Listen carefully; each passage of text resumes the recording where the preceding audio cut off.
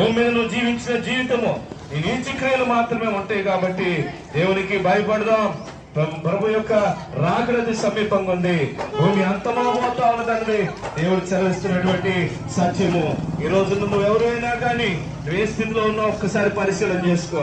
ఈ స్థితి యొక్క వాక్యానుసారంగా హృదయం మార్చబడే స్థితి కాదా? పాపం నుంచి విడుదల కాదా? నిజంగా బాప్తిసం తీసుకోవడానికి సమయం ఉండదు. అది రెప్పపాటు కాలంలో జరిగేటటువంటి సమయం. ఎందుకనగా ప్రభు సెలవిచ్చాడు కదా, నేను దొంగవలే వస్తాను, దొంగవలే ఉంటుంది ఆయన రాకడ. తండ్రి ఎవ్వరికి తెలియనట్టుగా, తండ్రికి తప్పనించి మరి ఎవ్వరికి తెలియనట్టుగా ఆయన రాకడ రాబోతున్నది. నా ప్రియ సహోదరి సహోదరుడా, ఈ భూమి మీద ఈ విపత్తులు జరుగుతున్నప్పుడు నువ్వు గుర్తించు, ప్రభు రాబోతూ ఉన్నాడు. ఆయన సూచనలు నెరవేరుతున్నాయి. మత్తయి సువార్త 24వ అధ్యాయంలో ప్రభు సెలవిచ్చినటువంటి సూచనలన్నీ కూడా మనం చూస్తున్నాం.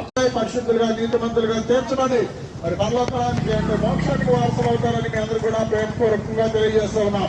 కాబట్టి మరి గుంటూరు పట్టణం నుంచి మన మధ్య దైవసేవకులు వారి యొక్క టీం వచ్చి మన అందరూ కూడా మరి ఈ విధంగా సువార్తలు మన గ్రామాల్లో ఉన్నటువంటి వీడియో తీసుకోవడానికి పరిశుద్ధులుగా తీర్చిదిద్దడానికి కూడా తమ్ముడు వాళ్ళకి ఉండమ్మా why are standing and looking ఆయన విశ్వాసం మీకు ప్రేమతో తెలియజేస్తూ ఉన్నాం. మన మధ్య మరి పరుగుల జీవితంలో మీ ఒక్క క్షణము మీ సమయాన్ని దేవుని కొరకు కేటాయించవలసిందిగా మిమ్మల్ని ప్రభు పేరిట కోరుకుంటున్నాము. యేసుక్రీస్తు వారు మత స్థాపన చేయడానికి రాలేదు, కానీ యేసుక్రీస్తు వారు పరలోకానికి మార్గాన్ని చూపించడానికి ఆయన ఈ లోకానికి రావడం జరిగింది. నిన్ను పున్నామి నరకం నుండి తప్పించడానికి దేవుడు తన కుమారుణ్ణి ఈ లోకానికి పంపించడం జరిగింది.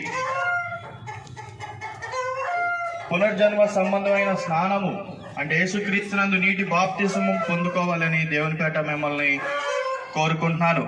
మేకల రక్తము కోడెల రక్తం వల్ల పాప క్షమాపణ లేదు, కానీ యేసుక్రీస్తు వారి రక్తంలోని పాప క్షమాపణ రక్తంలో కడిగి మారు మనసు పాప క్షమాపణ పరలోక రాజ్యాన్ని ప్రసాదించి బిడ్డలందరూ కూడా నీకు పరలోక రాజ్యానికి వారసులు ఉన్నట్లు ఈ లోకంలో సాతాను శక్తులను జయించడానికి కావలసినటువంటి శక్తిని పొందినట్లు సహాయం దాయిచ్చేయమని యేసునామములో ప్రార్థిస్తున్నాం తండ్రి.